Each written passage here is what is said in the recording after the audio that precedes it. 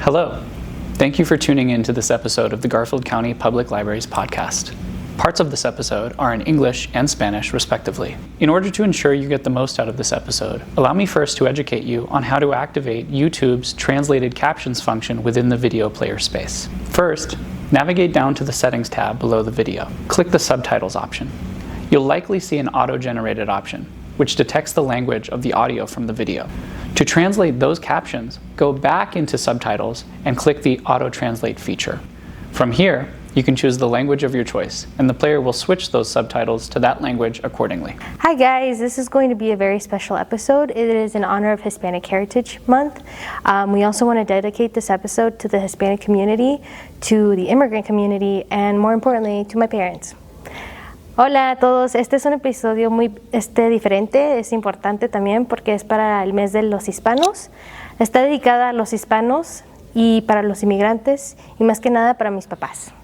Hello and welcome back to our special Spanish Heritage Month episode of the Library Podcast. We will be talking about I Am Not Your Perfect Mexican Daughter today. It is a book about a girl who actually comes from an immigrant home and she faces the loss of her older sister. She tries to discover who her sister was before she died, and I guess it's really heart-wrenching for me. It's heart-wrenching for everybody who read this book because it's not only just discovering her sister, but discovering her own identity and the identity of her parents. And I think it's a good book to read if you really want to know of a very raw immigrant experience. But yeah, we're going to be discussing that today. So, hello. We also have some special guests today for our book talk, which is unusual. We have Yvette from Parachute. Yes. And Carol, and I apologize, what branch are you from again? From Rifle. From Rifle, who also read the book with us, so we're all going to be talking about it together. Yeah. So exciting, guys. So exciting. Yay. So what did you guys think of the book? Do you want to start? You can start. No, I know. Oh, okay. Oh, okay. I found it very relatable. It's very, I feel like there's just so many things, so many sayings. It's just very like culturally, like just it connects to you so much in so many ways, like attitude, traditions, religion, just a bunch of stuff like that. So I felt like that was intense. So it made it very relatable. Yeah. That's what I think. Without a doubt. I think I came into the thought of like, oh, it's in Chicago. I don't think I'm going to relate. I'm like a small town immigrant, you know? Yeah. And then the moment like, I was like, damn, we're on the same shoes here, bro. Yeah. I didn't think so. And it was, I think that's one thing that like, there was a lot of moments where I was like, you don't realize that you go through those milestones, like, I guess not milestones, but moments in your life as a Hispanic person, and, realizing that your parents are immigrants, and just the contrast that when you really read it in the book and you recognize, oh my God, these are the same milestones other people have gone through, of like realizing your parents aren't just the immigrants, they're people before they were immigrants. And it was just so much. Yeah, I agree. I agree with your statement on Chicago. Yeah. I thought I wasn't, because when she had mentioned that she was from Chicago, I was like, a small town immigrant versus big city immigrants, I feel like is very different. Our experiences in going out, when we can go out, because that's a rule. Yeah. Being able, you have to like prep the week before you ask if you can go out. Asking for permission, making sure the house is clean, got everything done. the dishes are done. Yes. Before you can ask. And so I thought it was going to be a little different with that. But there was a lot of things that were very relatable. Very on the nail. Very on the nail. Without a doubt, yeah. I'm not from an immigrant family, but I am from a very strictly religious family, so there were definitely some parallels that I related to in the character, but there are also some things about the immigrant experience that I learned in this book that I hadn't encountered before. Like, I think they called them coyotes, the people that would bring you over the border, and like the travesty that typically, or not typically, but that can happen with that. I had no idea that happened. Yes. Overall, what a beautiful story, but also how heart-wrenching. Yeah. Without a doubt. I think one thing that, like, not every immigrant is going to come that way across the border. Some people do. Yeah. It's gonna be a little bit calling out, but it's just, you know, the way that it happened is like some people come in through a visa, they stay past their visa. They come in through a coyote, they stay after that. And it's like so many people come in different ways to the United States, but like They come with somebody else's visa, somebody else's citizenship, residency. yeah, they do it. They do it in different ways. I think that's it's either way. It's both tragic. I think because it's this insecurity of like I need to do this, but there is no easy way to do it. Yeah. It's never going to be an easy route, and people are like, "It's so easy." It's not easy. Yeah, all for the purpose of us to have a better life. Yeah. And I think that's the thing that really hits home is like realizing like your parents were immigrants so that you wouldn't be the immigrant, so that you would have the opportunity. And actually one part that I'm gonna bring up, because this one, I got goosebumps thinking about it, because it related too much to the part in the book where I think it was her dad talking to her, and he was saying about how he wanted her to like find an office job, be a secretary. And she's like, why would I like minimize myself to be a secretary? And I'm like, that's so true. Like our parents come in with the thought of like, oh, well, my kids will be able to have a comfortable job, never like a prosperous job, such as like going into college and stuff like that. And a lot of families have that. A lot of families have that kind of perception rather than shooting for the stars and be like, my kid's gonna go to college, gonna do all this other stuff. But because they never had the opportunity to, so they only can see so much of that path to like truly go into it. I mean, you have to think of how hard both of her parents work in the book, and I think that's, from what I understand, the typical immigrant experience of just working yourself to the absolute bone, working way more hours than you should, just simply to get by. The idea of being like, you get to work 40 hours as a secretary is cushy comparatively. So being able to see beyond that, like we see with Julia in the book, of being like, well, no, I was born here. I know what I can possibly be if I work hard enough. This is a really unique coming of age story. This is technically classified as a YA book. And I would say that's the subgenre it falls into, is coming of age. But for coming of age, like normally you have the like challenges of identity and finding yourself, but you have all of these layers of finding out the truth about her older sister and what she had been hiding from her own identity, and also discovering the secrets her parents were keeping. One of the moments that, like, I'm genuinely attempting not to tear up is when we find out what happened to her mom when they came over, and how strong her mom has had to be, and how her mom won't talk about it. Because she doesn't want to expose Julia to the horrors that she went through. There's all of this kind of layering of what you're expected to be versus who you truly are. And Julia is this headstrong, I am exactly who I am, from minute one. And it's in contrast of this expectation of, again, the title, I'm Not Your Perfect Mexican Daughter, of Olga, who was living up to this ideal, but not really. I think that was, the hardest part was like, I don't want to cry.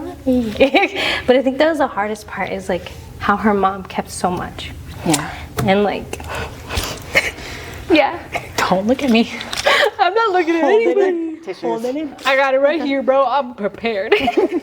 But yeah, you can cut that part out. But yeah, I think that's like the hardest thing, is like your parents don't say anything because they don't want you to carry it.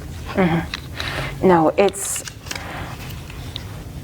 one of the beautiful things about this book is it doesn't, so often when I've read immigrant stories as someone who's not an immigrant, it almost like punishes, like they shouldn't be doing this, working this hard, they shouldn't be keeping secrets, and this book does not do that.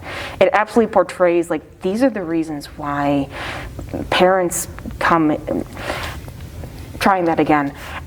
This book really portrays the experience of the immigrant as a difficult but beautiful process. This book, as sad as it is absolutely beautifully done, and I would say has an incredibly happy ending.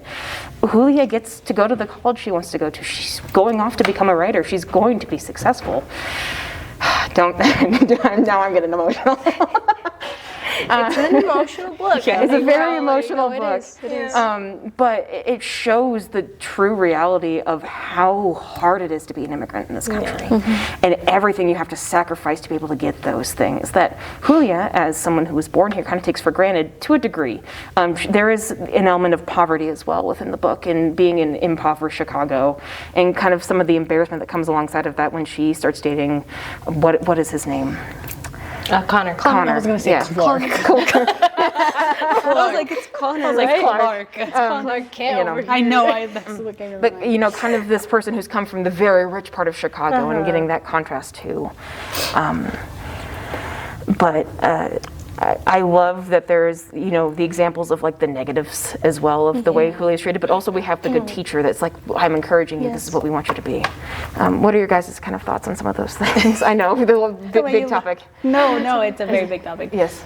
I feel like how you brought up Connor, like for example, I found the part where like she's like at his house, you know, and stuff, and it's like she's like the size of his kitchen is the size of like our apartment. Yeah. I was like, that's so true, because like I feel like there's a lot of people who don't see that because it's like different cultures, different stories, you know. You don't see that difference, and it's like you can have a 2-story house and for you that's normal, or for you that's typical, and it's like, no, as long as you have like a bedroom. And her also talking about that, like later on in the book, realizing how grateful she is to even have her own room. And it's like not a lot of people get to have that from like a young age, and she did. And it's like, it's one of those things where you're just like, you don't realize what you have until like you sometimes read about it or like connect with something else, and you're like, yeah. Like it's true. Yeah, I agree. I grew up in a trailer, like a little mobile home. I would guess it's not a mobile home. That's not what you call it here. Trailer home? A modular trailer? Or modular home? Something like that. Yeah. Like a Duplex? a double wide. Not even a double wide. It's a single wide. Then it's just a trailer. It's a single trailer. Just a little Yeah, single it's a trailer. single trailer. Yeah. And so until I was, let me think. Probably 10 or 9, I had my room for the first time. Yeah. Because I used to sleep on the floor because it was, the 2 rooms were occupied by my older siblings, and so I would sleep on the floor either in my mom's room or in the living room. And so going to that, like when I moved here in the valley, and you know, we used to live in Aspen, you're like, what the heck? It's very to see the obviously I'm sure those people worked hard for where they are, but to be able to see the opportunities that some people are given versus and have because they're born here versus I don't have those opportunities because I wasn't born here. And even if I did have those opportunities not being born here, you know, how do I get there? And so being and seeing the differences of that culturally, I was like, same. I think this brings up Definitely. go ahead. I was going to say, this brings up an important point of accessibility and public resources, and also having teachers who care, because how much was Julia impacted by the teacher who was working with her on her college applications and working with her and working with her and working with her. And that was able to get her, there is a line, I wish I brought up my notes, that the teacher says about language in general and teaching English, about how it's a language of power, and it's used not because it's better than any other language, but simply because it's a way to communicate in a world that's not set to accept everybody. Julia is lucky to have a teacher who is caring in that way, but not everyone does. And that's why it's important for institutions like libraries to exist for proofing and college application help and things of that nature. 100%. But obviously, someplace rural is not going to have the same impact as someplace like Chicago. Yeah. I would love to change the topic. Yeah, please. I love the cultural difference, but I also love the way her friend, like she grew up with her friend, right? Yes. And like, there's always that one friend. Yes. I don't think I was that friend to that extent. Like, I never snuck out. I was very straight-laced. very square. Very much never wanting to disappoint your parents because you were the perfect Mexican daughter. Yes. Exactly. My sister was quote unquote the non-perfect Mexican daughter, and my brother and all. Or as So they say, the black sheep of the family. so I was like, I gotta be in the square. But anyways, I love her relationship with her and the differences between them as well. Yes, and how definitely. and how no matter, her mom describes Julia's mom. I lost my train of thought. Yeah, good. Describing the friend, perchance? No, so like Julia's mom describes her as mal portada, like Yes. like just Viviendo la mala vida. Yeah, just kind of like that. And then, but she's compared to her friend, she's very like. Very. I need to be like this. I'm still like this despite it all. So I love even your mom thinks that you're all these things. Yes. But in reality, compared to her friend, she's very not. Yeah. She's very focused on school. She's very, still tries to get home on time. She's, even if she lies to her parents, she still tries to show up the next day. And so your parents not seeing that other side. Yeah. It really shows how much immigrant parents have this hyperfixation on their kids rather than other kids. Like they will compare you with your siblings without a doubt. I think that's very very prominent a lot of the times. But they will never compare you to your friends. And that's one thing I'm like, thank you. Never compare me with them. Because I mean, that was one thing I think I was also kind of, I wasn't perfect, but I wasn't bad either. But my parents kind of recognized that. They were like, you know what, you don't party, you're not crazy, it's fine. But they were also like, damn, no haces caso, terca, mal hablada. I'm like, I say bad words, I'm sorry. But like, at the same time, they were like, we get what we get. I think that's one thing I do appreciate about my parents, but you can tell that like, and they're Catholic, mind you. Yeah. And Julia's parents are Catholic, and that's the thing where like her mom is a strict Catholic. My mom was a laid-back Catholic. She's always been a laid-back Catholic, and her mom is so strict, and the fact that even the way, but she does not compare her to her friends, but she compares herself, like Julia's mom compares herself to her mom's friends. Because you can tell the way she talks about Lorena's mom. And she's just like, se viste como quinceañera. And I'm like, bro, vestir como quinceañera is like dressing like your 15-year-old. Yes. When you're muy chavalita. When you're an adult. Like it was I got the impression of the book, it was like she dressed very much in like the hip young fashion, and that was viewed as dressing. I don't even know if you would add hip to I think it's just like she's dressing like as if she's like early 20s or like like around teenager type age, trying to get attention on purpose, even though she's a grown woman. A grown woman, and a grown woman with spandex. With spandex everywhere. Everywhere, without a doubt. Yeah. I mean, I think we all knew a lady like that. when they said that, I was like, oop. You thought of a name immediately. Or a person. At like family parties, you're like, this is the person. The aunt. The aunt, the one that she like called her out. Her quinceañera. Like, you're a sad and lonely woman. I was like, I know. We have one of those. I know a couple of them. Would I say them out loud? Never. I understand Julia getting yelled at for that, speaking of which at the quinceañera, but at the same time, I was also like, finally, she gets to vent. That was one thing throughout the whole book, is she's so sad and like kind of despondent about the situation she's in. Obviously, she lost her sister. She feels like she can't achieve her dreams. And it was very cathartic to see her finally snap, but also there was a huge fallout from that. 100%, And I feel like it's also like one of those things in like living in a Hispanic household is you always have to be respectful. No matter what, no matter the situation, no matter if you don't like that person. It's like, you live under my roof, you live in my house, these are the expectations that you have, and you have to follow them. And if not, it's like you become not your perfect Mexican daughter because you're rebelling, even though it's like, well, you're just trying to show your emotions, you're just trying to open up, but that's not allowed, or it's not the common norm. Without a doubt. But I will say a little bit of that does affect you how you grow up. Of course. Like I think there's a little bit of things that we grew up with that made us who we are in the terms of our work ethic, our respect to other human beings, the way we treat people. Like I think we're very like, because we were in those situations where like, I can only speak for myself, but you cross the line, I'm done. And I think that's because we grew up with that. There was no line, you know. We had to just everything's fine. And so Which is vibing, It's something about no, exactly. resiliency and how it breeds character. Yeah, without a doubt. yeah. I think, and I think this is why Julia is so like.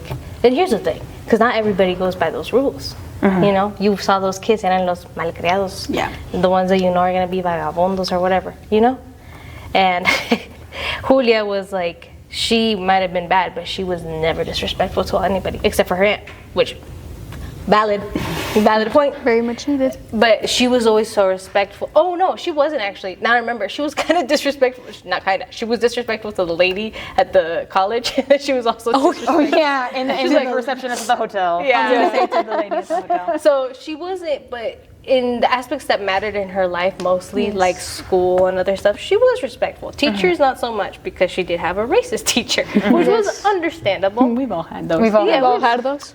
My third grade teacher. Hey, that's crazy. That's crazy. Yep. Damn. Mine was like in 6th or 7th grade. Oh, really? Yeah. No, yeah. And I feel like that's also like very relatable. Like in school, I feel like a lot of people don't understand that, or it's like, because it's so many, you know, it's like different kids and stuff, and it's like sometimes as you grow up, for example, me, I didn't move to the U.S. until I was about to turn 7.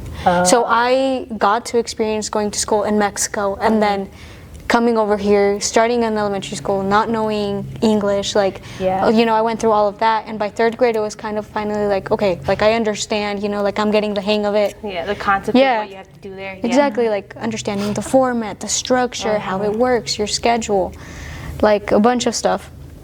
And like I remember specifically that teacher, I don't know what it was, but I was always the like bad behaved kid. And I remember it got to the point where I would sit at a desk like just separated from everybody. Yeah. And she would only do that to Hispanics.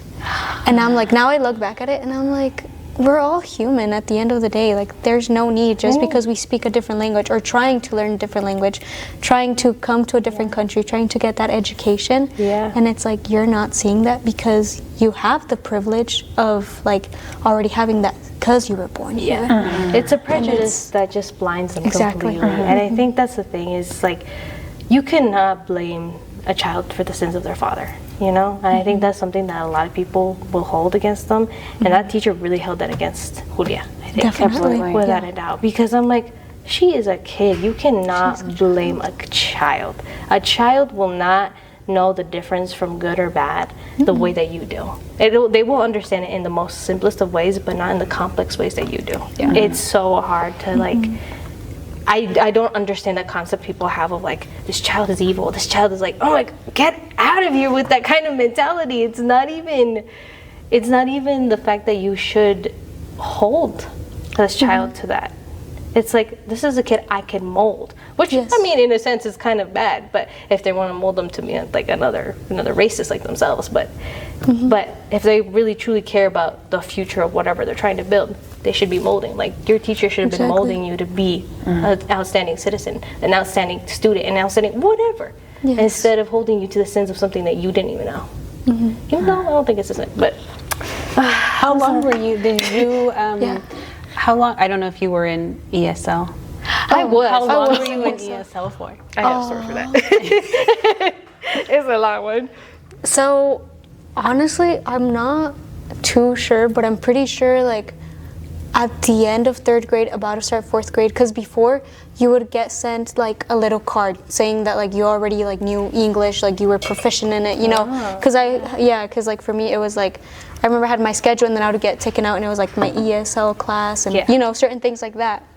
And I remember like I got that card before 4th grade, but I'm not sure exactly because I started here in 1st grade. Yeah. Well, that's nice because you started in 1st grade. Correct. But you didn't leave until like the 4th grade. Yes. And I was born here. No, say, I was born here. They put me in those classes day 1. They had me there, and then the moment, like, that was the funniest thing. This is why sometimes it's so hard, especially in the school system, to be an ESL kid, because they had me there from day 1. Then they're like, but apparently she could read really well. I was in like the highest performing reading class in 2nd grade. I went down. I don't know, something happened in my brain at that time, and then they called my mom when I was in 5th grade, and they're like, "Why is she still in ESL class?" And she's like, "The hell do I know? Why would I know that she's still in those classes? That's your job to know." And then they're like, "Oh, well, she should have been out by the 3rd grade." And it was 5th grade. I was in 5th grade, and they still had me in those classes. And I was like, "What? What do you mean I was still in those classes?" Yeah. And it was, it's crazy. But you know what? I do think I liked it that way because I got to spend time with my favorite vice principal at the time. Yeah. He was a G. Nice. Mr. Donahue, you out there. You out there. You out there. I miss you. You know, he was so cool. And so that's why I'm like, at a point I was like, damn, they really held me back like a lot from like attending those classes that I could have been doing. Yeah. I was in until like the 5th grade. Yeah. But I don't know. I couldn't grasp it, I think. I was like, no entender. I couldn't like grasp it, I think, and that's why I was in there for so long. But I bring this point up because even though we had our struggles, like that class separated me, right? It separates you and it makes you feel a little slow. I'm going to say it bluntly, but stupid. They make you feel stupid. But there's good memories within it, like going with that one. There's always that one kid in school. He's bad, but like he's funny. He's also like straight from Mexico. And his energy. I've been here for a month. He's like low key ADHD. Hey, like, and you're like, calm down. Hey, that's not how we're doing it. And there's like such good memories with that too. And I think Julia also has those good memories, like when she goes out. Yes. And she has her first kiss at that lake. Yeah, she does. Because she does. And there's like, you know, there's like moments like that that you're like, there's good and the bad. There is so much good and the bad. I think it's really what you make of the situation you're in. And that's what I really liked about Julia and Juanga and Lorena. Juanga, don't even get me started on Juanga. I love Juanga. The fact that she goes, he doesn't even like live up to the name. I was like, he does not. That's one thing I will say. I've always been a #1 Juanga fan. I love Juanga with all my life. He's not dead. He was in France. He's in France. He's not dead, guys. He's not dead. I agree. I was listening to him last night. And I was like, that's my karaoke song. It's I think Sarah heard me sing. Hasta que te conocí. No, that's but my I love favorite. that one. I know. Which one? It's here. Let me pause. You guys can keep watching while I pull up the song, so you guys know what my karaoke go-to song is. It's Are we paused? Or we? No, we keep going. We keep going. Se me olvidó otra vez. That one is so. That's a good one. Oh, Absolutely stunning. that was beautiful. And Juanga, you know Juanga. I've told Sarah about Juanga because Juanga is the He's like the Mexican El Divo del Juárez. You know, he's like, I think he's equal to Elvis, to Prince, and to Michael Jackson, right? Of the time. Yeah. Amazing. Without it, he was known not just in Mexico, but all of Latin America. True. Everybody loved him. Even in Brazil, I heard they're like, he dead? And I said, he's dead. You called Brazil? I called Brazil. Or Brazil called you? No, Brazil called me. Yeah. They heard and they said, Mija, what's up? I said, he's dead. He's dead. El Divo de Juárez is dead. And they were like, but he's not dead. We all know he's not dead. My mom says it, I'm going to say it too. It's an honor you, mama. La Biblioteca de Carbondale organizará clases gratuitas para adultos para el examen y la entrevista de ciudadanía y la naturalización de los Estados Unidos. Las clases empiezan el 29 de agosto. Las clases serán en inglés y español. Para más información y a inscribirse, por favor, a llamar al CMC Carbondale al 970-963-2172. But something that was brought up in the previous points is, obviously this is a sad book, but there's also a lot of really funny moments in the book. Yes. A lot of moments where, like, sure, there's sadness, but there's also really great happiness. And the friendship between her and, is it Lorena is her friend? Yeah, Lorena. Yes. They have such a fun dynamic. Without a doubt, And also, like, one of the most peaceful points of the book is when she actually goes to Mexico for a little bit. Yeah.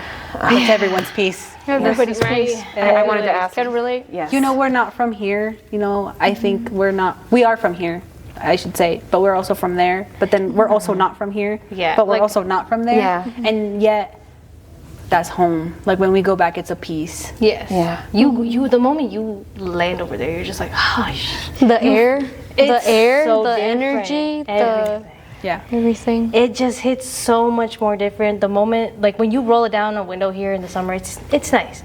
But when you roll it down over there, it feels different. The diesel. The diesel. The streets, the chaos. Taxis. Yeah, exactly. You're like, This is life. This is what I should be doing right now. What am I doing? And then you come back and you're like, damn, I forgot I gotta go to work. And that's the worst part about it. It's like you're over there, you know, you're having such a good time, and then you come back to like what your reality is. Yeah. You know, it's like you have work, you have all of these responsibilities, everything, and then it's like, well, life is just so much better over there. But it's like even over there, like they also have struggles and everything, but it's just like how people are, the culture, the food, you know, and you miss everything because it's like over here it's just so different. It's like a complete different, I don't know, like distinction between it. Yeah. I think that's something that I feel like I did relate a lot with my parents at that time, was like whenever they would go back, they'd be like, damn, I miss it. And then I'd be like, no wonder you feel so like you lose your identity here. It's no wonder you lose that kind of piece of you. Like when her dad, like she realizes, like, oh, he was an artist, he was all this stuff. I was like, when I go to Mexico, I see who my parents were. I was like, oh my God, my dad was like, I told everybody here before recording it, my dad was a bull rider over in Mexico. He loved doing all that ranch hand stuff. Era de rancho, era de Cuauhtémoc, and like he loved that stuff. And like and over here he's just a what's it called, a carpenter. He's just here to do construction and doing that stuff. And like he lost that identity in himself, and it's like it breaks my heart because I'm like, I wish that I could give that back to you in a sense. And just like the same with my mom, I'm like, you were this woman who was studying computers, and I'm like, I'm gonna study computers for you. I'm gonna do this because you know what? It's the way of like bringing that together, and that's what Julia does with her dad, is bringing back the drawing of her mom and be like, you did this, do this for me now. Like I want you to keep doing this. And I think that's the best thing is we can do as immigrant children is like going back to your parents and be like, go back to who you were before you came here. Exactly. Because you did your work, you did what you had to do, but go back to who you were. You don't have to go back to over there, but just be who you were before. Yeah, I think I agree. It's hard though. Like my dad is very quiet, like her dad. You know, you get the say, ¿Cómo estás? How are you? You know, we were never. Yeah, he was never like a hugger. So like, if my dad patted you on the back, that was it for the year. Yeah. You're crying. I was like, oh my God. That was so affirming. You know, my mom isn't also very physical, only when she wants to be, and so, but it's very hard to open those people up. Like my dad, I know very little about his life back in Mexico. You know, he left when he was little. His mom died when he was, I think, around 3. Wow. So there's like a law, I think, that he just doesn't want to say. Yeah. And so to be able, I would have give it back, like you said. I would. But it's so hard to crack them. Yeah. And same with my mom, you know, but my mom is Salvadorian, so she's not Mexican. Yeah. And so, same, so she left the Civil War in El Salvador and lived the Civil War in the late 60s to 70s. Fact check me. And so it's sad because like she lived in war, she was a refugee. Yeah. Who is she? Who is she now? Without not only did she have to move to a completely different country that has these high standards, but she also her homeland that she left was in chaos. Yeah. So there was the loss of identity of the home she once knew as it was, and then on top of that, also having to be in a new place. Yeah, but I think it's beautiful that you do that for them. Yeah. I think we all do it in one. Oh my God, I'm gonna cry. I think we do it all in some form. Yeah. Like we do it whether we know. Oh my God, I'm gonna cry. It's okay. Don't look at me. We do it in a sense of like, I don't know who they were, but sorry, I got you. But where I am now is like, where I am now in life is for them, you know? Yeah. No, without a doubt. And so I think it's beautiful that you're doing that for them. Yeah. You do it with the purpose of succeeding for them. Yeah. As much as people tell you, don't succeed for other people, it's like, how can I not? I hate when people tell me that too. I hate when they're like, don't do it for other people. I'm like, I'm doing it for other people because that's the sacrifice they did for me. I'm not gonna like completely blur it out. And I think that's, in a sense, Julia also does that. She tends to like be like, I want to go to college. You think that this is such a, like being a secretary is simple, but I want to show you that there's so much more simple I can make it. And it's so beautiful to me because I'm like, you were an artist. Now recognize me as an artist. You were working hard, cleaning toilets, cleaning houses. Now let me do it easier for you. And I think she doesn't recognize it, but I think she slowly, it's like in the book, it's slowly showed that she starts to see like, I do this because I love it, but I also do it because it's for my family. No, there comes a point in the book where she starts stopping talking about like, I can't wait till when I'm traveling and I'm doing this to, I wish I had the specific line, but she starts being like, I can't wait to be able to provide this for my dad and be able to give him the freedom to be able to draw again and get them a little bit more money and out of this poor suburb. Yeah. And it's a subtle shift, but it's so important. You mentioned living kind of two separate lives, the life you had before and the life you have to have here, this life where, speaking about being the perfect Mexican daughter, you have to live up to these standards, you have to get this done, you have to get this done, you have to get this done, versus going back to Mexico and being able to be free to a degree and recognizing that there's opportunity here, but there's also a whole cultural identity you left behind, and being a person that doesn't necessarily belong in either place and it therefore has its own identity in and of itself, is a really unique and difficult experience, but one that is beautiful, I would say, in its own way. Look at that, yeah. And I feel like, and it's really foreshadowing, I think, in the book, is like when she's trying to discover her sister's identity. Yeah.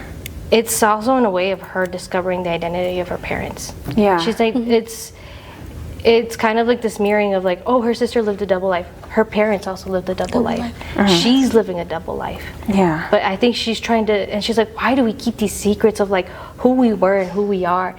And she's breaking that barrier of being like, telling them, being transparent, be like, why do I have to lie to you guys and tell you guys I don't want to do this just to make you guys happy? I'm doing this because it'll make you happy later on. Not right now, it's not gonna show, but I'm gonna do this because it's something that I'm passionate of, and I'm not gonna lie about it. And I think that's something that a lot of us do also experience, is like the fact that I think we do hold a lot of animosity towards our parents, and but because we don't understand, we don't get it. And like at the beginning, I really hated Julia because she's like, you keep complaining, you're at your sister's funeral talking about your aunts. I'm like, I wouldn't understand that if I were in that situation, I'd be bawling my eyes out. And I understand everybody grieves differently, but I think I also reflected too, because I was like, if she's doing that, I think I would be there too, being like, I don't know if I should cry. I can't deal with this. Because she's not just losing her sister, she's losing somebody she didn't even know. Yes. And then that's why she kind of like breaks down this moment of like, oh my God, I'm trying to figure out my sister when I can't even figure out the people who are living right now, her parents. Yeah. Exactly. And there's the horrific added element that she kind of blames herself for her sister's death. Because she goes, if I hadn't been a brat at school, then my mom would have picked up my sister and she wouldn't have had to be waiting for the bus in the first place. Yes. As if, or what did she say? If I hadn't have opened up my big mouth, if I had stayed quiet. And it's like, but you shouldn't stay quiet, you know, like you should be able to express yourself, you should be able to give your opinion on what you think, whether it's good or bad, you know, because like obviously like when she would get in trouble at school, it's like, you probably shouldn't be doing that, you know, but like you do have a point. Maybe you're not doing it correctly, but your intention, it's like you're just trying to express yourself. And then I feel like it also kind of falls like, she couldn't express herself at home, you know, which leads to her being outside of her house, being just, you know, like this completely different person, completely different identity, like how we've mentioned, if it's like you're two different people inside your house and outside your house. Yeah. And for me, that's very relatable. It's like you have to like know when, where, how, why, how are you going to speak, what are you going to do? Kind of like how Yvette said, it's like a week before, making sure you're doing everything to get permission to be able to go out and stuff like that. And that's very true. It's common. I gotta say, it makes us smarter. I'm not gonna lie, because I think it made me smarter and being like more tactical. Like, all right, if I want this, how do I go about this? It's more like planning ahead. It is planning ahead. Yeah, it's planning ahead, which is good. A little weird because you're doing it, but nonetheless, I think it's a really good life lesson or skill, you know? No, yeah, it's a life How are you going to do critical thinking? How are you going to do critical thinking if you are thinking about how you're going to approach your parents to let you go see a movie? Literally, I was going to say to the movie theater. To the movie theater. That's all you could do in small town living is the movie theater. Oh my God. And I don't even get me started. Did your dad? My dad used to whip out his wallet and like flip through the bills. And I'm like, what are you contemplating? Just give me the $20. He'd like look at the $5. and like And contemplate. then he'll be like, ¿Cuánto quieres? Yeah. And I'm like, How much you want? And they're like, 20. I don't know. Aquí están. No, yeah. Here's 100 and bring me back the change. And I was like, oh, okay. Brother, he's trying to make me break his bills for him. Damn, what am I, a maid? You like take the change. You're like, here. And he's like, the counting, make sure it's on there. And then he's I'm like, ¿Cuánto I bought a gastaste? soda. I bought a soda. How much did you spend? Yeah, And then they still go through it to check. It's like, okay. Compré ¿Tienes el soda, recibo? pa. Compré soda. No fui a ninguna otra cosa. But I was like, I didn't do what Julia did, go to the pharmacy and get something. Something. Something. Oh my God. No, honestly, I don't know how they didn't count her money. I was like, bro, you should have been counting those bills. What's she doing? Lunch? What you buying? No, yeah. No, but it's Why lunch? Why You got a bean burrito rolled up in aluminum foil, put in a little thermal. yeah, just. Ya estoy aquí con mi lonchecito. No, yeah. Yeah. So, Yeah. Yeah. sorry, I completely left. We completely went on something else. But going back to, speaking of the previous point, I know, like, where were we? one of the things that was the most personally gut-wrenching for me was when her mom went through her stuff in her poetry and ripped it all to shreds. As someone who grew up pretty staunchly religious and didn't have that level of privacy, but was also a writer, absolutely devastating. So she has very few opportunities to express herself, but the one way she has is through her writing. And when that gets destroyed, it really just shatters this illusion she has that she can kind of be her own person for a little bit, and that leads to one of the darkest moments of the book. How did you guys react to that scene?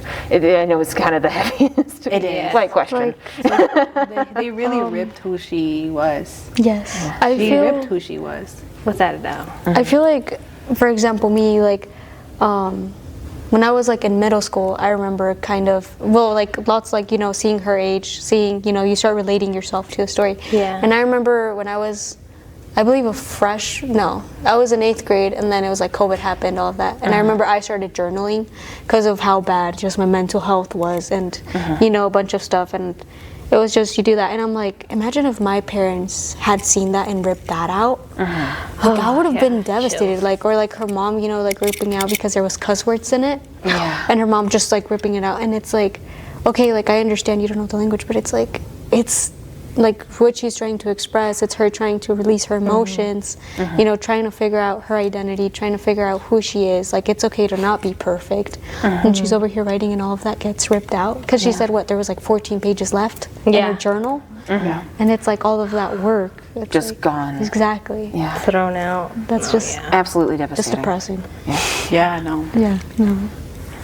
And unfortunately, we do have parents that didn't understand privacy, because I think you get older. I mean, I speak for myself. I'm older now. Yeah.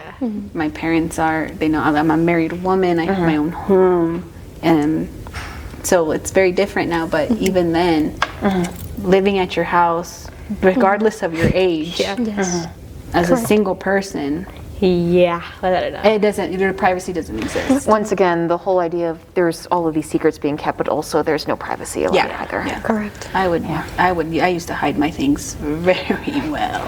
He's like, you can't find this, sorry. Well, because it's you, like like we mentioned before. You know, she lives 2 lives. Yeah. One at school and one at home, and we've all lived one at home and one at school. Yeah. And so having to hide your truest self at home, and so I would have cried. I would have lost my mind. And I feel like it's also like her parents kind of actually realizing who she is, like outside of home. Yeah. And I feel like that's really hard, because I feel like also like just, I guess, like in Hispanic culture, you know, that's very like, you have your like double life, whatever, your standards or whatever. I lost my train of thought. What was I gonna say? Double life standard. Yes. Like when your parents finally like realize who you are, and like personally like the disappointment that comes from it. Yeah. And I feel like Julia, the way that like her parents, you know, the way that they portray her, you know, eres bien malcriada, eres mal hablada, you know, que es que quieres vivir la vida loca, and it's like, no, that's not. It's just she's simply trying to be who she is, and she can't. Yeah. She can't under your household because of your roles, because of the pressure, because she literally can't open up to you, and it's like you also don't open up to her.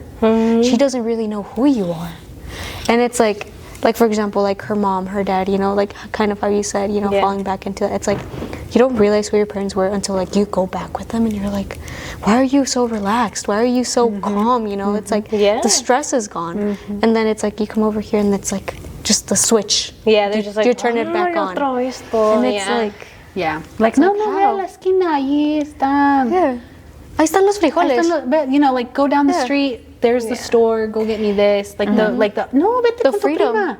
Yeah. And Exactly. not here. It just like right now it just clicked to me. It's like, well, yeah, over there they know everything. They know everything. They're smart. It's the thing. My mom said this after I told her about what Gloria says in Modern Family. I don't know if you guys seen Modern Family. Gloria. What did she say? I love She goes, I'm smart in Spanish. Yeah. And it's because they're smarter in Mexico. They're smarter in their hometowns. They're smarter there. Over here, they're like, I'm clueless. And how would I understand now. Like, I completely understand. The moment I go anywhere else that isn't Glenwood, I'm just like, I don't know if I'm gonna get jumped today. Like, you know, like, am I gonna get shot? But like, and then here I'm just like, I'll go to the streets. And my mom's like, I don't know. So I'm like, no me hacer nada. I know what to do. Like, I'm trained here. And then like, but I think like as I got older, my mom also like kind of let go of that stress. So she's like, ya me sé un poquito más aquí. It's okay, tú vete. Tú ves al mall, no hagas nada malo. You know, like just the calmness and like the security. And that's why they're so like relaxed over there, because they know. And then over here they're like, I don't know anything. I'm like, homie, I've been here day one. Let me tell you what happens. day one. I've been here day one. You're like out the womb. Yeah, out the womb, walked out this hospital, knew where to go, you know? Like, yeah. And it's just like, it really did just click to me. I'm like, no wonder. It's like they're so secure out there because they know it. It's how we know here. Exactly. And it's just, it's a reflection that doesn't translate immediately when you're a kid. And I think that's so sad. I think it's so sad that doesn't translate. But I think I don't think people should hold that against themselves. I think so long as you grow up and you start to realize these things and start to recognize and know your parents more and be more like open to the thought, you know?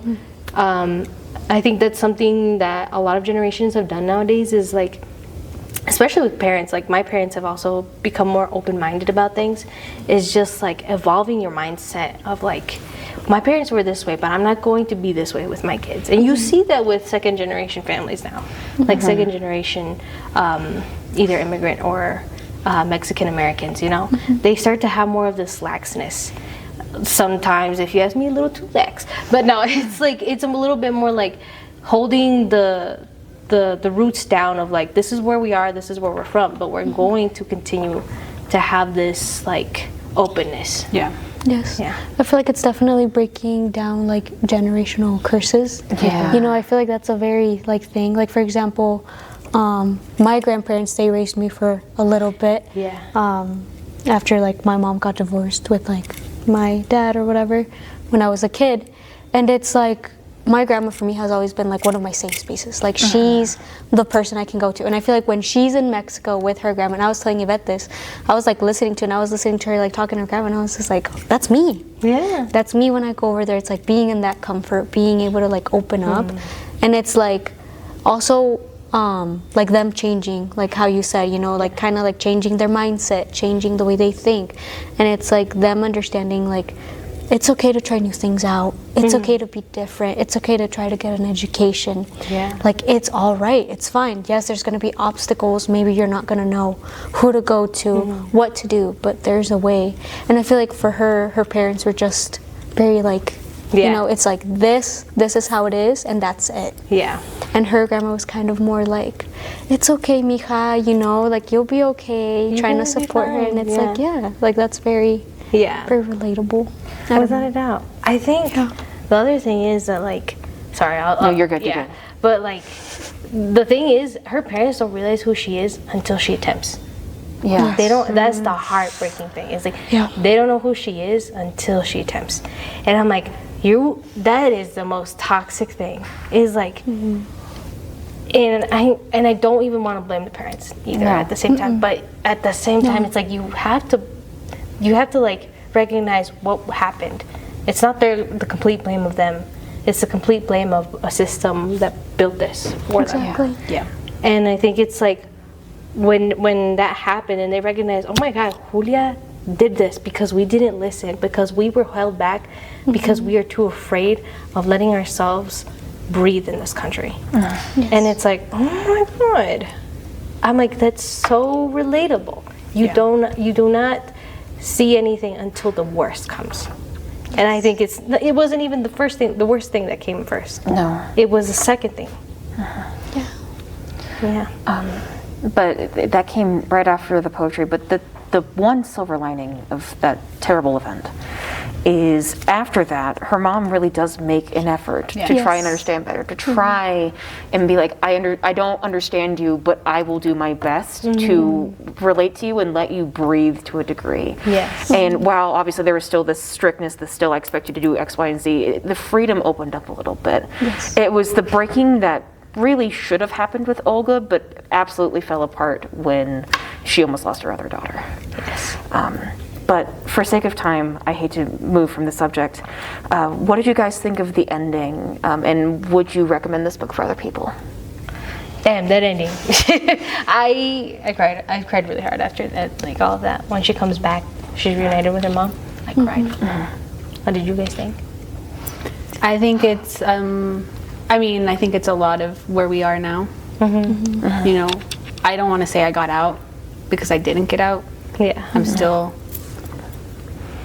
my parents' retirement plan. I'm still the person they call to translate papers. I'm still the person they call to figure out their life. So I didn't necessarily get out, but I got out. You still have your own independent life. Yes. Yeah. And to see my girl, she got out. Yeah, she got out. She fully got out. She moved to a different state. Yeah. And so I felt that part. The she got out part more.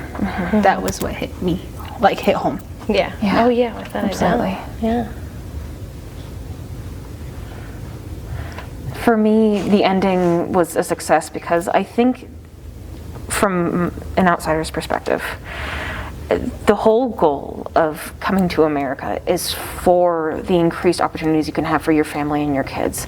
And the reality for a lot of immigrants is working yourself to death and never really getting to see the benefit of that. So the beauty of the ending of this book is that Julia did. She got to go to a fancy college to be a fancy writer. And ideally, we don't know, but ideally ends up becoming successful. Yeah. And I think that's the idealized kind of immigrant story there. For something that was so gritty and heavy and weighty, it was such a light and satisfying ending. So on that note, would you guys recommend the book? Absolutely. Yes. Absolutely. To children who to children who have immigrant parents. Yeah. Yes, because it hits home. Yes. And to people who don't have immigrant parents and were born here, you know, to see the kind of lifting that veil of what do immigrant children have to go through. You know, I didn't go through absolutely every single thing, but I definitely went through my version of those things. Yeah. And so I 100% recommend it. Absolutely. Yeah. Carol? Yeah. I mean, it's such a well-written book.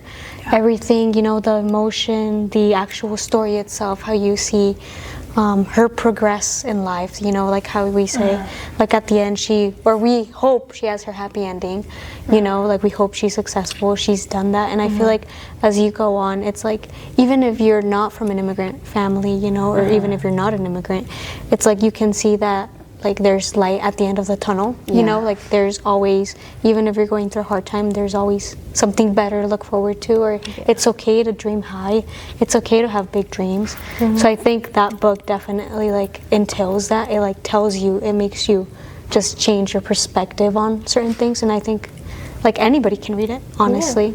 It's it'll open up, it'll teach you a life lesson, and I think it's great. Yeah, 100%. I agree with that. I'm gonna ask you this question. And I need y'all to be honest with me. Do y'all hate Maná like she does?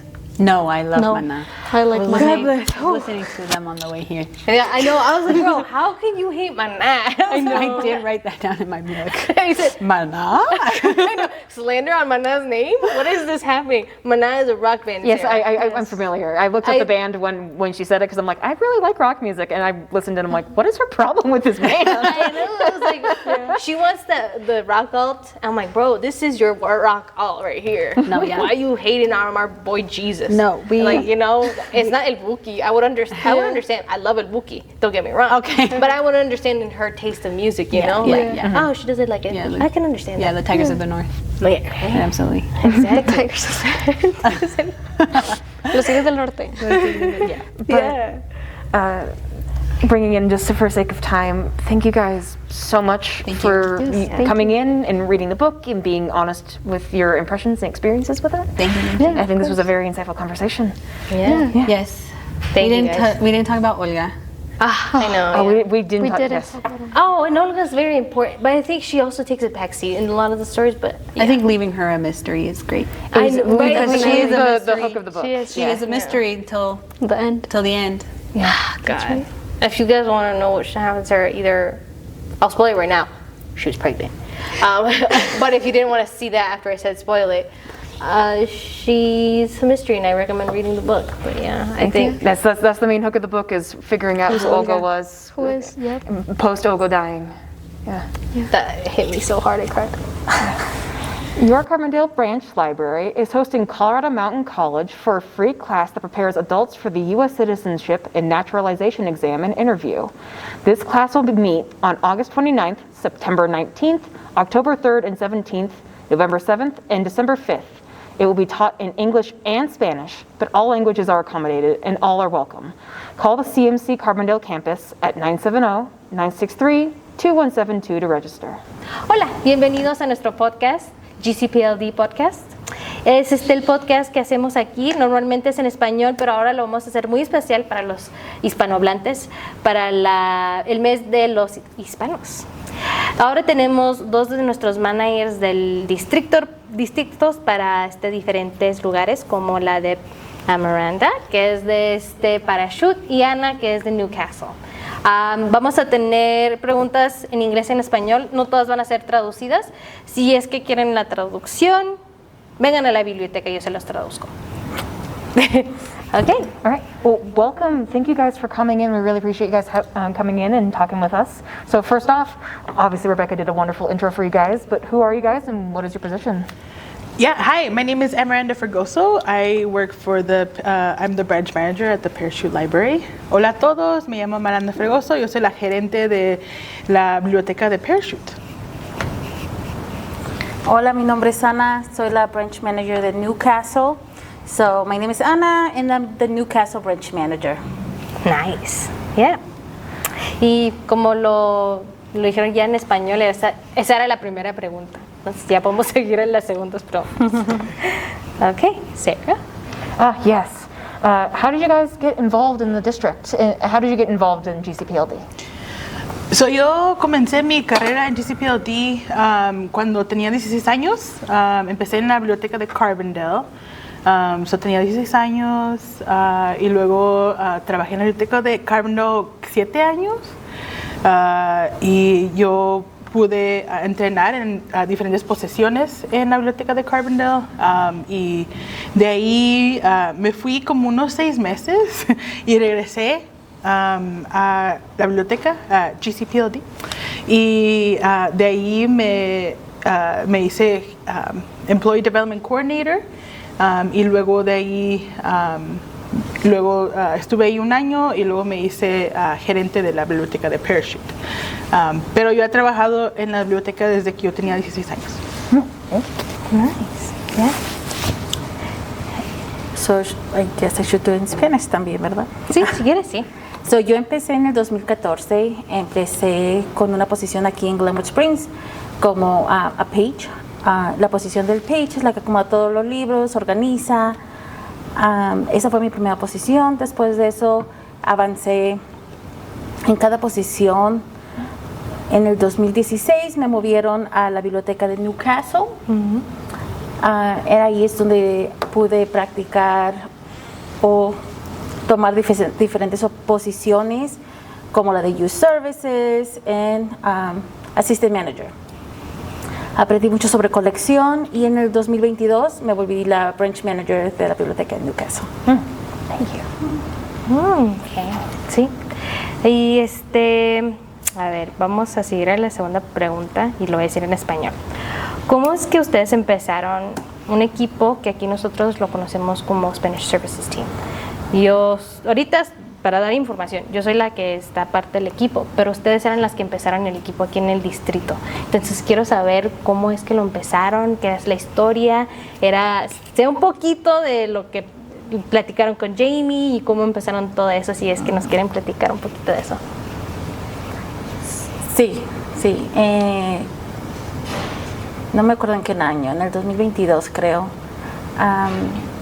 Tuvimos una conversación de cómo podemos mejorar el servicio a nuestra comunidad hispana. So Jamie, siendo el nuevo director de las bibliotecas, tenía mucho interés. Tenía mucho interés de cómo nos pueden apoyar más, cómo podíamos mejorar los servicios, traer nuevos programas.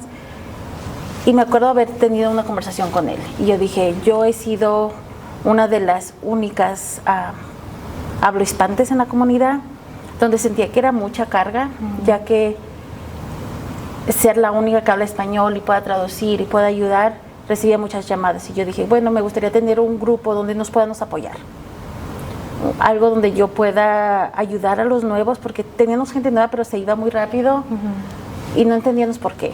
Entonces, en ese momento, Jamie lo tomó muy en serio, le interesó, y fue cuando empezó esta idea, ¿verdad? Esta idea de hacer un equipo donde fuera más para apoyarnos, un equipo que habláramos juntos y los que estuvieran interesados en trabajar, enfocarse en nuestra comunidad latina, podía trabajar juntos. En el 2022, se formó el equipo. Jamie, nuestro director, mandó un correo diciendo quién tiene interés. Y tenía el enfoque en programas, outreach, colección y el personal. Fue el primer año. Ese año no estuve involucrada yo. Ese año lo corrieron a 2 personas más. Y en el 2023 fue cuando Jamie me preguntó, ¿quieres ser parte? Aquí le llamamos be the chair, pero ser el líder de este grupo. Tomé la oportunidad y en esa oportunidad fue cuando hicimos un equipo muy, muy bueno. Fue cuando Amaranda regresó, fue donde pude trabajar con otros líderes que han sido maravillosos para el distrito, donde hemos crecido líderes, así como tú, Rebeca. Ha sido un lugar donde este equipo fue creciendo, pero no fue por una persona, sino fue porque todos quisieron ayudar y todos tenemos el mismo interés. Sí, es muy cierto. Yeah. ¿Y cómo te sientes tú, Amaranda, de ser como parte de esos líderes? Yo me siento bien. Cuando Ana terminó su año de ser chair, de ser la líder, yo empecé en el 2024. El 2024 es cuando nos enfocamos más porque en ese tiempo decidieron poner Spanish Services en nuestro Long Range Plan, nuestro Strategic Plan. Fue en 23, 24. Y ahí es donde nos enfocamos un poquito más en el servicio para la gente hispana, y de ahí pudimos hacer programas como Posada, Hispanic Heritage. También, eso empezamos en el 2023, Día de los Muertos. Hicimos mucho outreach en la comunidad. Hicimos mucho en esos 2 años. También ese año ganamos un premio en Cal, the DEI Award. También ese año lo ganamos. presentamos en CalCon, empezamos nuestras relaciones con Reforma en el 2023, 24, yo me hice presidente de Reforma en 2025, Rebecca, tú empezaste en el 2025 conmigo. En esos 3 años, yo y Ana y los demás del grupo hicimos mucho para ese grupo. Pero sí. Sí, no, sí. A mí me gustó mucho el equipo. Hicieron muy buen trabajo en empezarlas ustedes, por eso las queríamos invitar, porque era algo muy importante para enseñar que no nada más empezó porque pues tener un grupo. Lo que nos ayudó mucho fue que el distrito se enfocó. Nuestro director nos apoyó, pero no nomás era nuestro director, era también Human Resources, nuestra otra directora, también todos los directores que se involucraron, no nomás éramos nosotros, pero también eran 2 allies que necesitamos. Sí. Sí.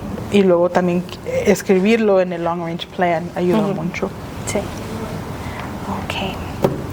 And you want to ask the second question? Yeah, no, we'll do absolutely. this one in English if we want. Yeah, because we have it again in Spanish, and we can do that one like that. For sake of the viewers, if you're wondering what I'm holding in my hand, I don't speak Spanish, but we're here to support our Spanish community, so I'm using a handy-dandy translator, which we have some at the libraries, but even our English-speaking librarians are happy to help any of our Spanish-speaking patrons. So I am slowly reading along as people are talking. So thank you, as I'm a little bit delayed. But yes, next question. What are some of the current programs that our Spanish-speaking patrons should know about? Unos programas que tenemos ahorita en el distrito incluyen English in Action, Lotería, el Club de Abuelitos, Zumba, vamos a tener clases de yoga, vamos a tener conversaciones circulares en español e inglés o English Conversation Circles. Hay mucho que ofrecemos para la comunidad hispana. También tenemos muchos programas que son bilingües, muchos de estos programas son bilingües. Ana, ¿quieres hablar de un programa especial que vas a tener tú en septiembre? Sí, claro. Tenemos unos programas que vienen para el final del año.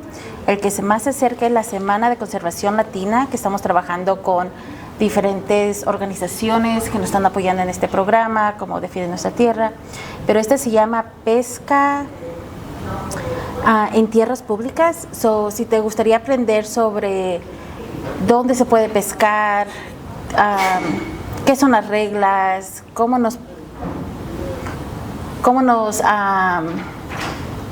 qué nos podría meter en problemas y qué no. Este sería un gran programa. Y luego el segundo, van a tener 2 partes. La primera parte es la información, cómo sacar una licencia de pesca, las reglas, dónde y dónde no se pueden pescar, todo eso. El segundo día, que sería un viernes, ahora es hands-on, que le llamamos. Ahora es el día que vas y lo haces. Vamos a estar, va a ser septiembre 17 y 18, que es un jueves y un viernes. El primer día va a ser en la biblioteca de Newcastle y la segunda va a ser en Lions Pond en Rifley. Va a haber más información, se lo vamos a seguir compartiendo para que todos nos puedan acompañar. Pero también tenemos otro programa que pasa cada 2 veces al mes. El segundo y el cuarto miércoles del mes se llama Un Abrazo para el Alma. Este programa es para personas que están en el duelo, que han perdido una persona, un ser amado, un amigo, todo eso, donde puedes venir y hablar. También se ofrece ese programa. Y tenemos que vienen nuestros eventos festivos como Posada, Día de los Muertos. Entonces sí, viene bastante. Muchos eventos. Y también pueden, visiten nuestro sitio web, gcpld.org. También hay un calendario de eventos que pueden utilizar, pero también hay una página en español.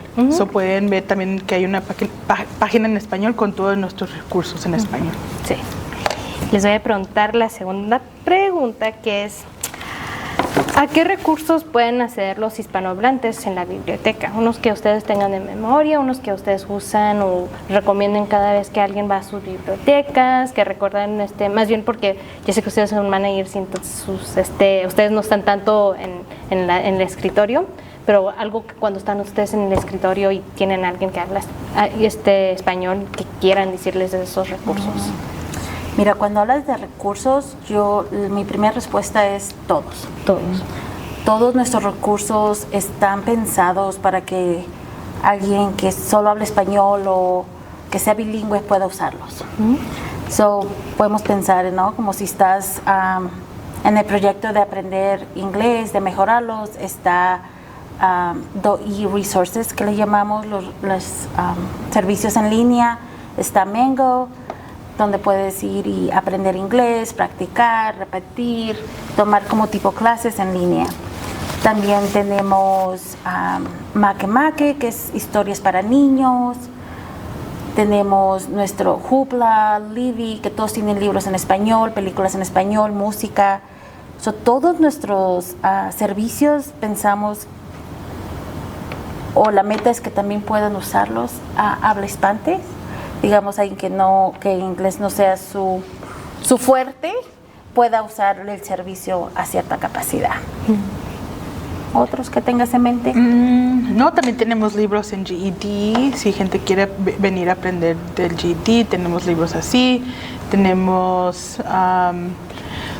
en nuestras bibliotecas, el año pasado fueron un remodel, pasó un remodel, y nuestros signs, nuestros letreros están en español también, son bilingües. La gente que venga, ellos pueden ver dónde están lo que necesitan. Nosotros hemos enfocado también en que todos los recursos que tenemos sean bilingües o estén en español. Nuestros posters, nuestro sitio web. Sí. I was going to mention the bilingual books if you hadn't. It's a really good resource for actually getting to know both languages, having your native tongue, whatever that might be, next to the others. And we have those specifically in the children's books, but we also have, I believe, some adult books that have that as well. Yeah. Entonces lo que dice Sara, y para traducirlo es todas las bibliotecas tenemos libros bilingües. Entonces pueden hacer de niño. Tenemos unos también en jóvenes aquí en Glenwood. Tenemos, de lo que yo sé, porque yo soy la que maneja la colección, son 2 libros en español y en inglés que son bilingües, que son de jóvenes, no de niños, jóvenes. Entonces, ahí sí quieren verla. Pero yo sé que en otras bibliotecas como la de Parachute, Newcastle, Rifle, Carbondale, todos tienen los libros. Si es que usted quiere el libro, también los puede ordenar. Entonces, no se agüite. Y luego un recurso bien importante, muy importante, es que si va a una biblioteca y nomás no sabe nada de inglés y nomás habla español, va a haber una persona que habla español. Si no hay una persona que habla español, pueden usar, las personas ahí usan estos tipos de cosas. Y también llaman a otras bibliotecas. Cualquier recurso, cualquier pregunta, vamos a poder tratar de traducirlas. Sí. No tengan miedo. No tengan miedo. Esta es la cosa, es que cada biblioteca sí tiene alguien que habla español, que es lo muy bonito de las bibliotecas, es que hemos esforzado para hacer eso. Sí. Ok. A ver. Do you want to ask the question? Yeah, of course. And it's the what do you think? Yes. What do you think are some of the biggest challenges our Spanish-speaking community face? Hard question, I know. Creo que depende de la persona y de lo que esté pasando, ¿verdad? Uno de los dificultades o challenging es el miedo. El no saber si el servicio puede ser para ti o no. Y aquí se le dice bien claro desde ahorita, no todos los servicios es para todas las personas en la comunidad. No importa si hablas o no hablas inglés, no importa hace cuánto vives en Garfield County, todos los servicios que tenemos es para todos en nuestra comunidad. Comunicar lo que tú necesitas, tus necesidades. Siento que no todos se sienten cómodos diciendo yo necesito un libro o ando buscando el manual para sacar mi licencia, por ejemplo, ¿verdad? Y nosotros, la biblioteca, es algo que ha sido nuestra meta, es hacer esos servicios disponibles y poder entender qué son las dificultades que cada persona mira o se enfrenta. Y creo que la biblioteca está aquí para escuchar, para tomar notas y para actuar. Para nosotros, vengan y díganos, compartan las necesidades y nosotros vamos a ver cómo podemos ayudar. Si eso es conectándolos a recursos o eso es haciendo un programa, un evento, algo que pueda traer educación, ¿verdad? Sí. Sí. ¿Tú no has visto unas dificultades, Amaranda, que tú has visto en el valle o lo que sea, o algo que muchos han batallado para entender también sobre las bibliotecas y que como uno queremos decirles?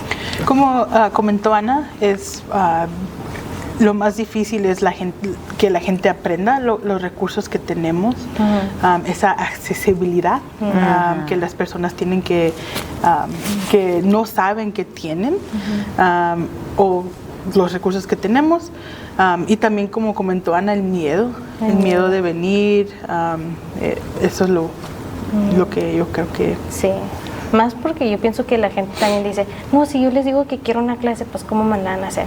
Pero eso es lo que queremos siempre, hemos querido siempre que nos díganos los programas que ustedes quieran. Y si hay interés, lo podemos lograr. Y es algo que he escuchado mucho aquí cuando empecé, que nunca va a ser un no, sino un cómo lo podemos cambiar para que sí lo podamos hacer. Correcto. Hacerlo un sí. No decirle a la gente nunca no. ¿Cómo lo vamos a hacer? Sí. A ver. Y luego did you want to add I was just sorry. Oh, no, you're all good. Sorry that I'm a little delayed. I was just going to say it's heartbreaking to me because there needs to be more resources, but there truly are so many resources that are available that are accessible through the library and also through Colorado in general. Y también algo que la gente no, tampoco pienso que no saben, es que pueden venir y agarrar una tarjeta de la biblioteca gratis. No pedimos su información de inmigración, no somos del gobierno.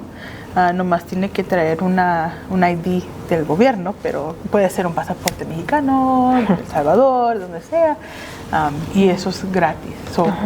La tarjeta es gratis y no pedimos mucho. Sí. That's the wonder of the libraries. Just to get a library card, all you need is a government-issued ID. It doesn't have to be a U.S. driver's license. We don't need any paperwork. We just need to know that you are a person that exists. Yeah. Sí, como dice Sara, lo único que necesitamos saber sobre ustedes es que existen. Y ya, pero eso es lo único. No hay tantas preguntas. Aquí es un lugar de recursos y para ayudar a la comunidad. Si usted, hasta los cuartos los tenemos para sus reuniones profesionales. No hacemos bautizos aquí tampoco. ¿Ni quinceañera? Ni las quinceañeras.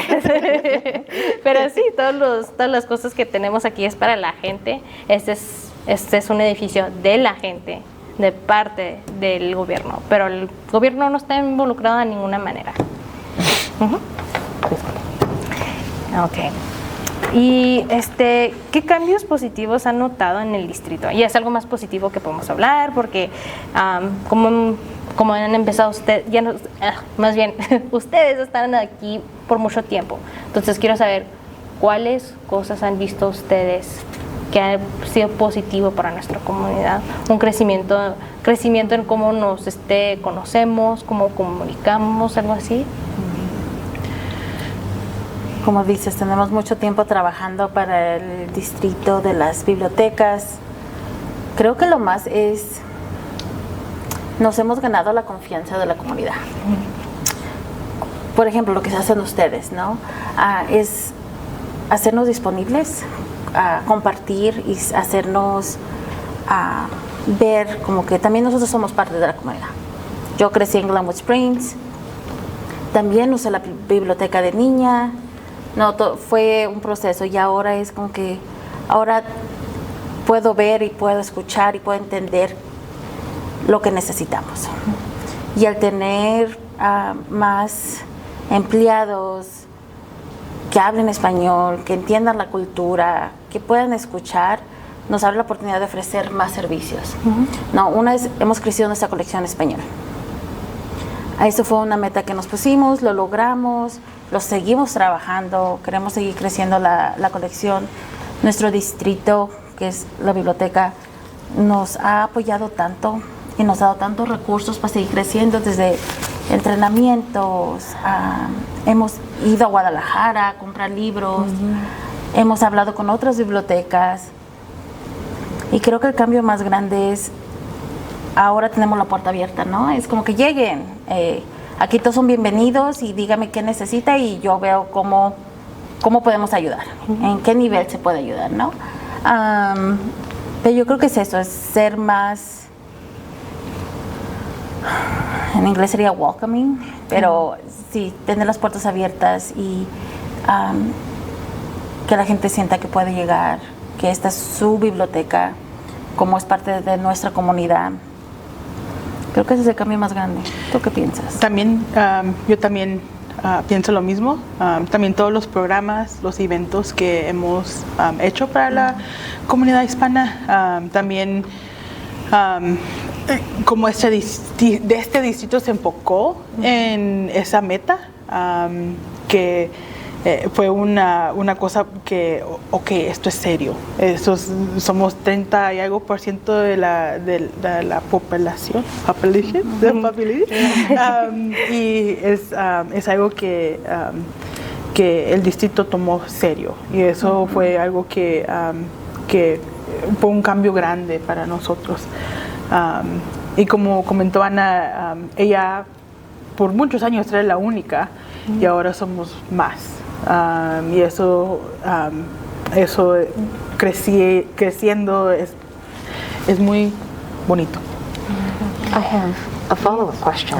As someone who is a librarian who cares a lot about the Hispanic community, how can we as non-Spanish speakers be more welcoming to the Spanish-speaking community?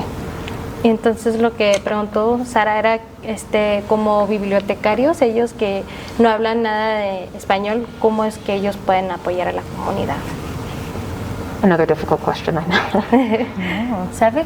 Mucho tiene que ver con nuestra forma de tratar a la gente, ¿verdad? El idioma no nos hace diferentes. Es a skill, lo sabes o no, lo puedes aprender. Y yo digo, si alguien llega, tú no hablas español, ellos no hablan inglés, pero tratas, digamos, tratando con un traductor, escribiéndolo, revisando y si no, llamando a alguien más, ¿no? El paso de tratar y no nomás decir no porque no entiendo, ¿verdad? Eso hace la gran diferencia. Yo he escuchado mucho de personas tan agradecidos con la gente que trabaja en las bibliotecas que no hablan español, pero porque tratan y han aprendido palabras para ayudarles, ¿no? Es como que su libro ya está listo para ser recogido. Copias, cuántas copias necesitan, y saber lo suficiente para poder ayudar a alguien. Y es algo que se ve y se nota en la comunidad cuando alguien trata, porque estás saliendo de tu lugar de confort, para poder tratar y poder hacer la diferencia en alguien más. Y cuando escuchamos, ¿no? Hay varios empleados que yo digo, mis respetos, porque quizás no sepan el idioma, no es su idioma nativo, pero tratan todos los días, tratan de aprender algo nuevo, lo usan. O sea, todos cometemos errores, ¿verdad? Acá es todo así como que... Y de todo lo usan porque... todos los que aprendemos bien español o inglés, da miedo tratar de equivocarte y decir la cosa incorrecta, ¿no? Pero esas personas que están dispuestos a tratar hacen la diferencia. Thank you. ¿Cansado de pagar por tantas plataformas de streaming? Bibliotele es la solución. Es la plataforma de streaming y eventos en vivos creadas especialmente para la comunidad latina. Disfruta de accesos ilimitados a cientos de películas, series, obras de teatro y contenido original. Todo en español y sin comerciales. Lo mejor, es totalmente gratis con tu tarjeta de la biblioteca. Visita gcpld.org o gcpld.org o pregunta en tu biblioteca local para empezar a ver lo mejor de nuestra cultura hoy mismo. También una sonrisa, una hola, ¿cómo está? Or hi, how are you? Viéndonos en la cara, en los ojos, como ellos también son personas. Gente va a tratar de venir y hablar con ustedes y no más tratar, como comentó Ana. Y hacer cosas así, que son disponibles para la gente que habla español. El intento, por lo menos. Es lo único que podemos hacer y es lo único que tenemos. Es el intento. So the general gist is treating them like they're people. Exactly. Shocking how that works.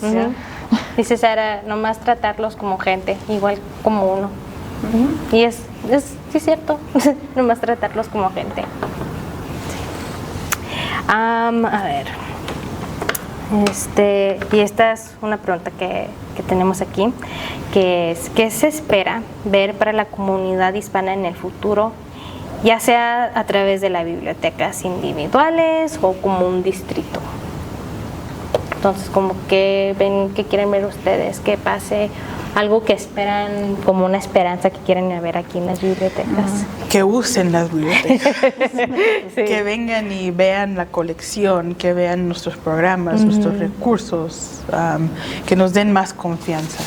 Usar la biblioteca y también no tener miedo de venir, no tener miedo de hablar con nosotros. Eso es lo que yo quiero ver de nuestra comunidad hispana. Sí. A ver, en el tiempo que tengo trabajando para las bibliotecas del condado de Garfield, he visto tanta caridad y tanto amor por nuestra comunidad latina.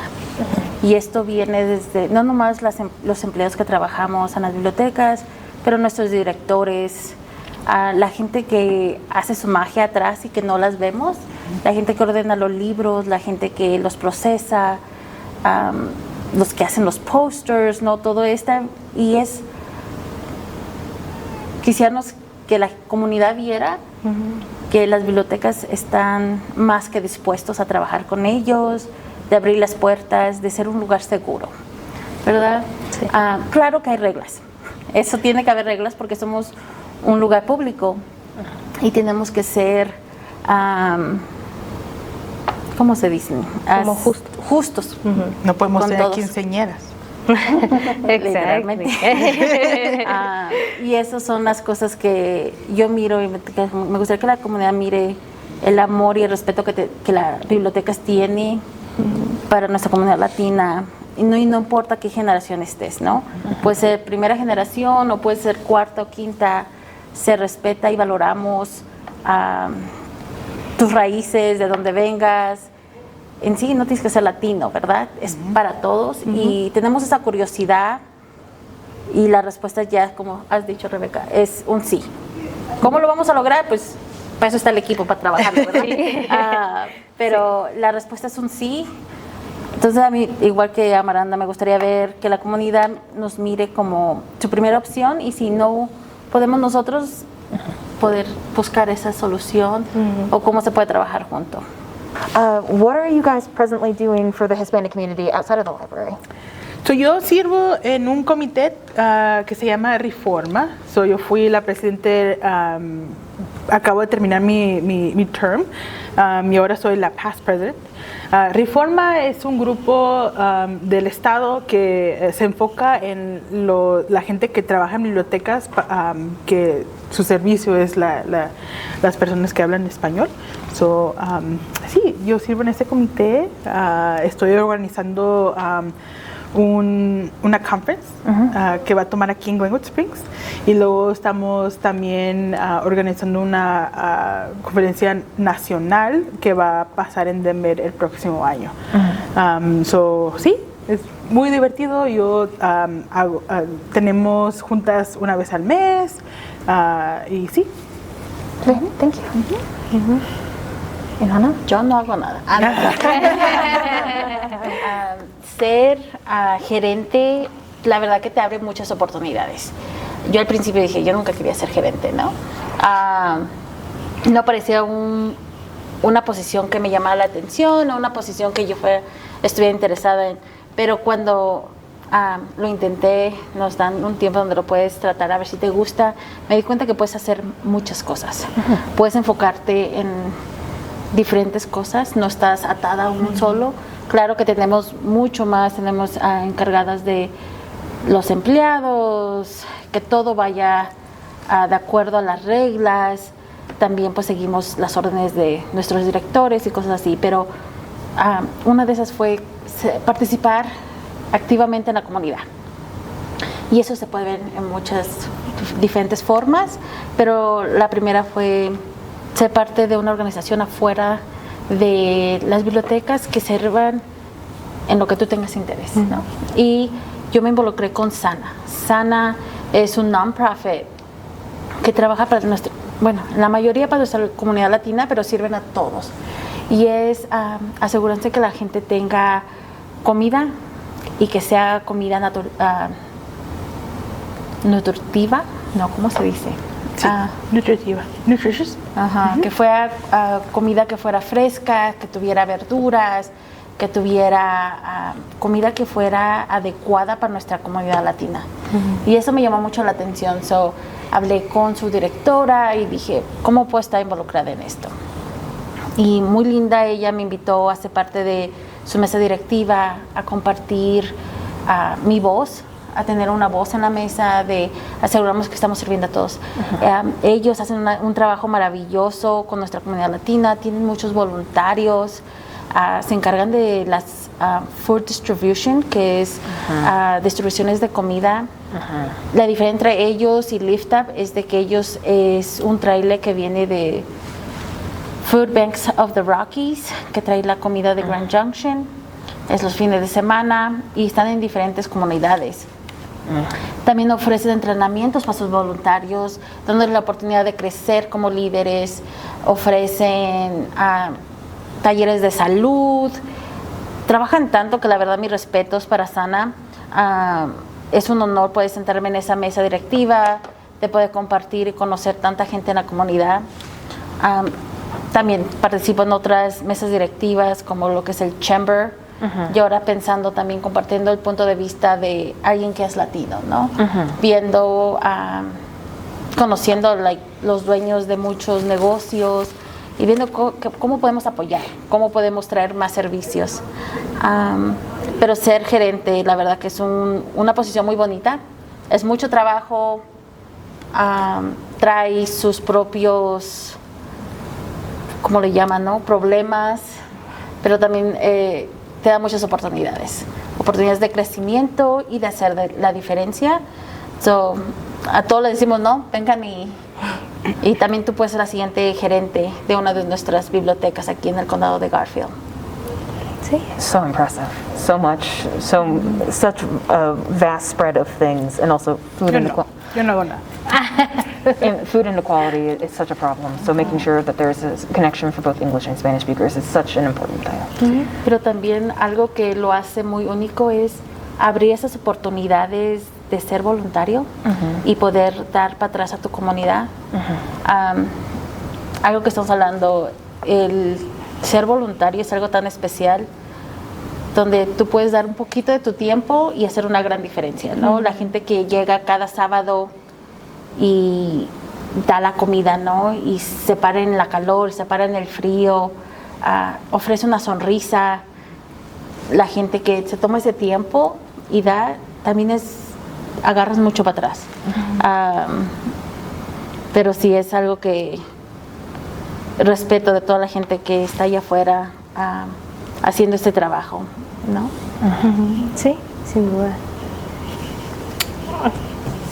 Me puse un poco emocionada. No, no, pero No llores. Voluntaria, you can also be the next volunteer. no, estoy bien, gracias. Quiere llorar. Quiere llorar. Lloro aquí. No me hagan llorar. No, pero sí es muy bueno.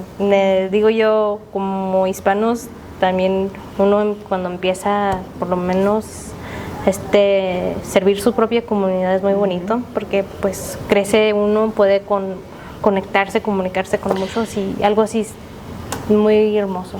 Y también la gente empieza a to trust you. Se confía mucho. Se confía mucho en ti y te empiezan a conocer. Y lo dicen, ay, Ana, de la biblioteca, ya anda, ahí anda. Sí, esa es la cosa, es que cuando ya empiezan a llegar un poquito más y andan ahí platicando contigo, ya se conocen más. ¿Cómo estás? Sí. Como yo y Ana, como gerentes, siempre estamos en el clock. Okay? Siempre. Bueno, no siempre, pero siempre. So, nosotros podemos tener la oportunidad de hacer todas estas cosas porque trabajamos mucho y es muy especial. Sí. Hablando de ser gerentes, ¿les gusta ser gerentes? ¿Cómo es ser gerente de las bibliotecas regionales? Entonces es como, porque claro, cada biblioteca no se maneja sola, se necesitan sus gerentes y pues uno, yo no soy manager, no soy gerente, yo soy bibliotecaria, ellos son bibliotecarias gerentes. Entonces, ¿cómo es para ustedes trabajar así? ¿Cómo se siente? Bueno, siendo la segunda gerente que habla español, porque Ana fue la primera para el distrito, yo fui la segunda, es algo que cansa mucho, pero es muy rewarding. Y tener la oportunidad de ver otras personas crecer y enfocarse en su propio en su propio trabajo, en lo que ellos quieren hacer, es muy lindo. Para mí, ver esas personas crecer, encontrar quién son en la biblioteca, es muy lindo. Es mucho trabajo, pero es rewarding. I think that's a really positive outlook to take, because I can understand how hard it must be to constantly be constantly be that representation for what feels like kind of an uphill battle constantly. But being able to stay optimistic and be like, no, there's good coming out of this, that we're doing good work. Sí, y como comentamos, porque siempre estamos trabajando, es muy fácil para nosotros involucrarnos en tanto y representar la biblioteca, el condado de Garfield, las bibliotecas de Garfield, en esos programas, esos outreach en la comunidad. La comunidad que venga y decir, ay, yo vi a Ana, estaba allá en ese programa, o vi a Ana, estaba agarrando las piñatas, o para que ellos vean que nosotros también somos personas, pero también estamos aquí para servirles. Sí. No verlos como algo, oh my God, qué miedo, pero bueno, a veces si me ven tomando una margarita, está bien. Estoy up. Si me ven tomando déjeme tomar mi margarita y ya no, estoy up. Así, venga mañana, yo le ayudo así. Sí, mañana sí le ayudo. Sí. Y pues para concluir este podcast, tenemos una pregunta que le preguntamos a todos nuestros participantes, porque es algo que nos gusta cerrar para hacer un poquito más liviana la situación, un poquito más happy. Pero lo va a preguntar Sara en inglés y yo después lo voy a preguntar y después ustedes lo van a responder. All right. Yeah. Yes. If your life was a book, what genre or book would it be? We ask everybody. We know it's a hard question. Si sus vidas fueran un libro, ¿qué género o título representaría? Es una pregunta bien difícil. Yeah. Porque It's fun, right? Sí. Creo que, pensando así, sería como que el libro perfecto, ¿no? Sería aventura con aprendizajes y muchos sueños. No, sería este libro de que los sueños se hacen realidad y eso te lleva a muchas aventuras y claro, aprendes en el proceso. Absolutely. Bueno, yo no sé, mucha tragedia, no. Oh my God. Terror, mucha tragedia. Eso es lo que me gusta leer. Pura tragedia, puro terror, puro sufrimiento. Eso es lo que me gusta leer. Pero bueno, mi vida no es así, pero me gusta leer de eso. No sé, hay muchos libros que representan mi vida. Y no sé, la verdad no sé. Es un difícil. Es una pregunta Porque muy pesada porque si no... Puedo, uno de los es The Perfect Mexican Daughter, Your Perfect Mexican Daughter, that was really good. That's what we're reading for the podcast. Yes, that's what you're reading for the podcast. Twilight, you know, los vampiros, el romance es lo que es mi vida es todo romántico. Pero mucha aventura también y mucho terror, así como los payasos, todo eso, como It, you know. Yeah. Así. Puro Stephen King. ¿Verdad? Sí. Yo había dicho una comedia. ¿Una comedia? La mía es una comedia. Porque todos, no sé, yo no lo tomo tan en serio todo, entonces me pongo a reír en todas situaciones. Una comedia. La vida es más fácil con una sonrisa. Sí, es cierto. Mejor me río en vez de llorar. Sí, pero no. Ok, muchas gracias Ana, Amaranda, por estar aquí. De nada. No, gracias por su tiempo. Thank you. Appreciate the time. Yeah, of course. Appreciate you too. Appreciate you guys for coming in and letting us know more about the different resources and all the things you guys do and how active you all are. Yeah. Thank you. Of course.